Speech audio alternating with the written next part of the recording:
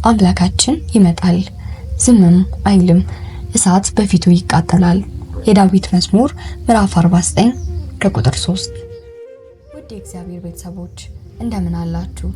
ሰላም እግዚአብሔር ከእናንተ ጋር ይሁን። ይህ ዘቂርቆስ መንፈሳዊ ቲዩብ ነው። በዛሬው ዕለት ስለ አብይ ጾም 5ኛ ሳምንት ደብረ ዘይትና ደብረ ዘይት ስለተባለበት ምክንያት እንዲሁም በደብረ ዘይት ጌታችን ለደቀ መዛሙርቱ ምን እንዳስተማራቸው የምናይ ይሆናል። እግዚአብሔር ለሁላችንም ሰሚ ልቦናን ያድለን። ደብረ ዘይት የተባለበት ምክንያት በደብረ ዘይት ተራራ ላይ ሆኖ ያስተማረውን የዳግም ምጽአት ነገር ስለሚወሳበት ነው። ደብረ ዘይት ማለት የወይራ ተራራ ማለት ነው። ደብር መባሉ ከፍታውን ሲገልጽ፣ ዘይት ደግሞ አካባቢውን የሸፈነው የወይራ ዘይት ስለነበረ ከፍሬውም ዘይት ስለሚገኝ ደብረ ዘይት ተብሏል። ይህም የወይራ ዛፍ የበዛበት መሆኑን ይገልጻል።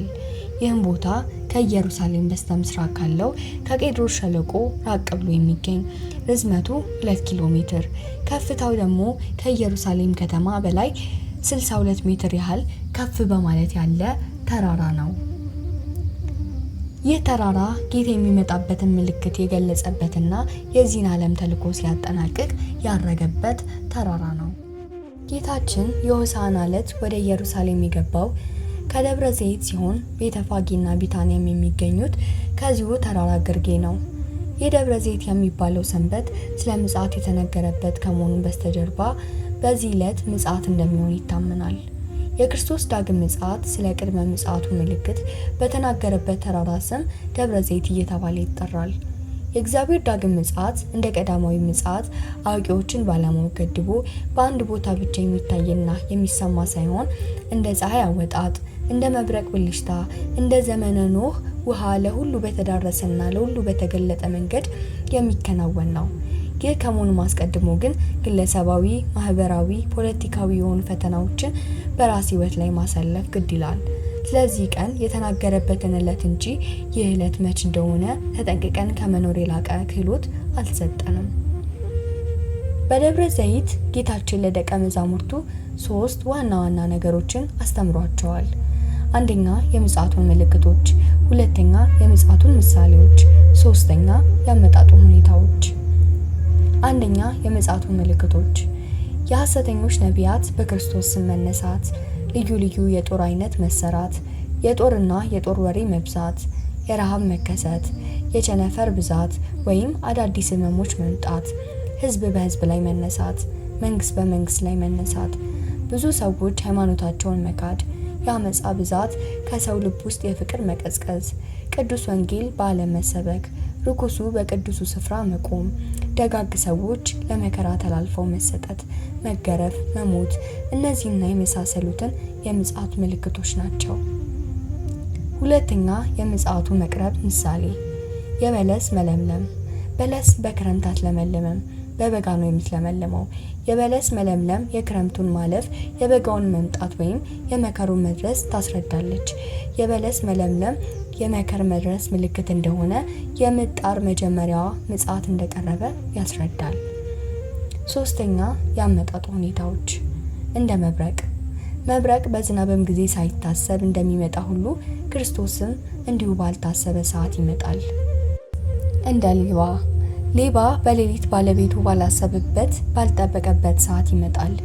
የቤት ባለቤት ሌባው መቼ እንደሚመጣ ቢያውቅ ተዘጋጅቶ ይጠብቅ ነበር። ክርስቶስም መቼ እንደሚመጣ አይታወቅም፣ ተዘጋጅቶ መጠበቅ ያስፈልጋል። እንደ ኖህ ዘመን የጥፋት ውሃ። የጥፋት ውሃ በኖህ ዘመን ለነበሩ ሰዎች ባላሰቡት ባልጠበቁበት ሰዓት መጥቶ አጥፍቷቸዋል። ክርስቶስም ባልታሰበበት ሰዓት መጥቶ ይህን ዓለም ያሳልፈዋል። የምጽአቱ ፍጻሜ። የፀሐይ መጨለም፣ የጨረቃ ደም መሆን፣ የከዋክብት መርገፍ። ያን ጊዜም የሰው ልጅ ምልክቱ በሰማይ ይታያል። ሰማይና ምድር ያልፋሉ፣ ሙታን ይነሳሉ። አውሬ የበላው፣ ውሃ የወሰደው፣ በጦር የሞተው፣ በምንም አይነት ሞት የሞቱት ሁሉ ይነሳሉ። ሴቶች እንደ ዮሐን የ15 ዓመት ኮረዳ ሆነው፣ ወንዶቹ እንደ አዳም የ30 ዓመት ወጣት እንደ አይን ጥቅሻ እንደ ከንፈር ንክሻ ፈጥነው ይነሳሉ። ምድር አድራዋን ትሰጣለች፣ በነፋሳት እንደ ጓዝ ትጠቀለላለች። ከነበረችበት ወዳልነበረችበት ይወስዳታል። የነፍስ ስራዋ ይገለጻል። ኃጥእ በግራው ጻድቃኑን በቀኙ ይቆማሉ። 6ቱ ቃላተ ወንጌል ለምስክርነት በጥያቄ ይቀርባሉ። ለጻድቃን ይፈረድላቸዋል፣ የአባቴን ብሩካን ኑ ወደ እኔ ይላቸዋል። ከፀሐይ 7 እጅ አብርተው አምላካቸውን መስለው ወደ መንግስተ ሰማያት ይሄዳሉ። በኃጥአን ይፈረድባቸዋል፣ እናንተ ርጉማን ሂዱ ይላቸዋል። ከቁራ 7 እጅ ጠቁረው አለቃቸው ዲያብሎስ መስለው ወደ ገሃነም ይሄዳሉ። የደብረ ዘይት መዝሙር ከጾመ ድጓ። ጌታችን በደብረ ዘይት ተራራ ላይ ተቀምጦ ሳለ ለደቀ መዛሙርቱ ማንም እንዳያስታችሁ ተጠንቀቁ፣ ተዘጋጅታችሁም ኑሩ፣ እኔ ክርስቶስ ነኝ እያሉ በስሜ ይመጣሉ። እስከ መጨረሻው የጸና እርሱ ይድናል። የሰው ልጅ በሚመጣበት ጊዜ ሰማያትን የምድርን ኃያላን ሁሉ ይናወጣሉ።